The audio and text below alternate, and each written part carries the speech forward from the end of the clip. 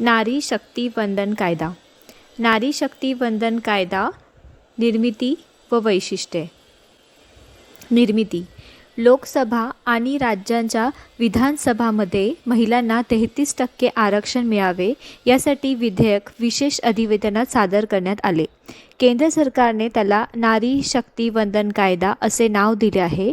या विधेयकानुसार महिलांना लोकसभा आणि विधानसभामध्ये 15 वर्षासाठी आरक्षण मिळणार आहे. लोकसभा मंजुरी 20 सप्टेंबर 2023, राज्यसभा मंजुरी 28 सप्टेंबर 2023. वैशिष्ट्ये. या विधेयकामुळे लोकसभेत महिलांसाठी जागा राखणे अनिवार्य करण्यात आले आहे. लोकसभेच्या एकूण जागांपैकी 1/3 जागा महिलांसाठी राखीव असतील. हे पाऊल राष्ट्रीय विधानमंडळात महिलांचे अधिकाधिक प्रतिनिधित्व सुनिश्चित करण्याचा प्रयत्न आहे.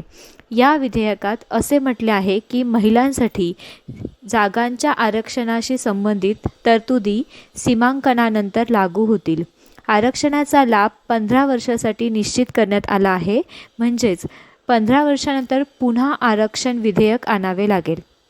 हे विधेयक लोकसभा, राज्याची विधानसभा आणि राष्ट्रीय राजधानी विधानसभेतील महिलांसाठी राखीव जागांशी संबंधित आहे.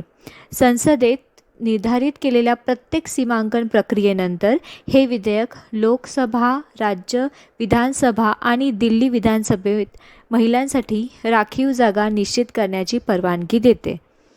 या विधेयकानुसार महिलांना लोकसभेत आणि विधानसभेमध्ये 15 वर्षासाठी आरक्षण मिळणार आहे.